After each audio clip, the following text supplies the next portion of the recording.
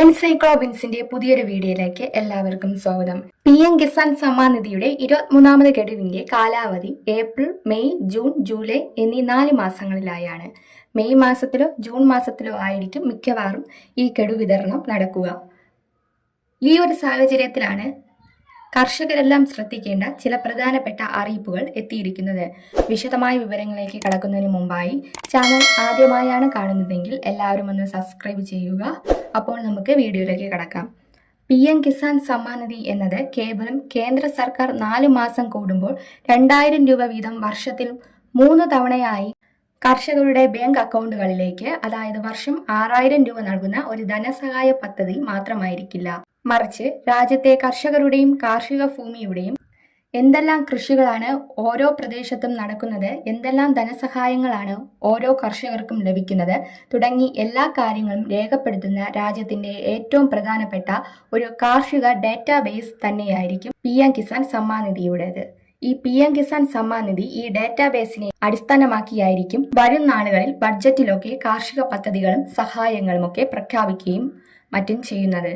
ഇതിന്റെ ഭാഗമായി യഥാർത്ഥ കൃഷിക്കാരെ മാത്രം ഉൾപ്പെടുത്തി അനർഹരെ ഒഴിവാക്കി നടപടികൾ പുരോഗമിക്കുകയാണ്. നിലവിൽ ഈ KYC ഒക്കെ ചെയ്തവർക്കാണ് കെടുതുകകൾ മുടങ്ങാതെ ലഭിക്കുന്നത്. എന്നാൽ കെടുതുകകൾ ലഭിച്ചുകൊണ്ടിരിക്കുന്ന കർഷകർ ജീവിച്ചിരിക്കുന്നു എന്നൊക്കെ ഉറപ്പാക്കുന്നതിന്റെ ഭാഗമായി കുറച്ചു പേർക്കെങ്കിലും KYC ചെയ്യുവാനുള്ള നിർദ്ദേശം ലഭിക്കുന്നുണ്ട്. നിർദ്ദേശം കിസാൻ പോർട്ടലിൽ സ്റ്റാറ്റസ് ചെക്ക് ചെയ്യുമ്പോൾ കാണാൻ സാധിക്കും. അല്ലെങ്കിൽ SMS സന്ദേശമായും ചിലപ്പോൾ വന്നേക്കും. ഇങ്ങനെ നിർദ്ദേശം ലഭിക്കുന്നവർ ഓൺലൈൻ സേവാ കേന്ദ്രങ്ങളിലെ ബയോമെട്രിക് സംവിധാനം വഴിയോ സ്മാർട്ട് ഫോണിലെ അല്ലെങ്കിൽ ഓൺലൈൻ സേവന കേന്ദ്രങ്ങളിലെ ഫേസ് ഓത്തന്റിഫിക്കേഷൻ വഴിയോ ഒക്കെ KYC പൂർത്തിയാക്കാവുന്നതാണ്. കഴിഞ്ഞ ഗഡുക്കളൊക്കെ മുടങ്ങിയവർ ഈ ഒരു കാര്യം ഒന്ന് ചെക്ക് ചെയ്യുന്നത് നല്ലതായിരിക്കും. അതുപോലെ കർഷക രജിസ്ട്രിയിൽ ചേർത്ത് ഫാർമർ ID ക്രിയേറ്റ് ചെയ്യണമെന്ന നിർദ്ദേശമൊക്കെ വന്നിട്ടുണ്ടായിരുന്നു.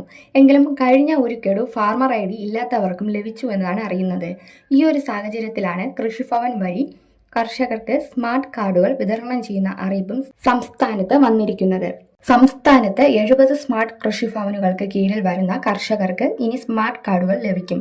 കൃഷിയുമായി ബന്ധപ്പെട്ട വിവിധ ആനുകൂല്യങ്ങളും സേവനങ്ങളും ഏകീകൃത സംവിധാനത്തിൽ കൊണ്ടുവരുന്നതിന്റെ ഭാഗമായാണ് കാർഡുകൾ ഈ വർഷം വിതരണം ചെയ്യുന്നത്. കർഷകരുടെ വ്യക്തിഗത വിവരങ്ങൾ, ഫോട്ടോ, ഫോൺ നമ്പർ, കൃഷിയിടം, വിളവിവരങ്ങൾ തുടങ്ങിയവ ഡിജിറ്റൽ രൂപത്തിൽ ഉൾപ്പെടുത്തിയ കാർഡാണ് നൽകുന്നത്. സർക്കാർ സേവനങ്ങൾ ഇതിലൂടെ വേഗത്തിൽ ലഭ്യമാകുമെന്നാണ് കൃഷിവകുപ്പ് അറിയിച്ചിട്ടുള്ളത്.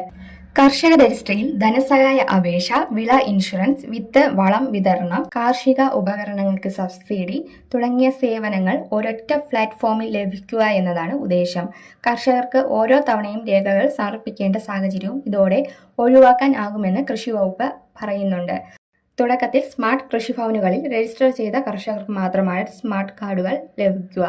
ഈ ഒരു അറിയിപ്പ് നിങ്ങളുടെ സുഹൃത്തുക്കളിലേക്കും ഗ്രൂപ്പുകളിലേക്കും കൂടെ ഷെയർ ചെയ്യുക. അപ്പം നമുക്ക് വീണ്ടും പുതിയൊരു വീഡിയോയുമായി കാണും വരെ ഗുഡ് ബൈ.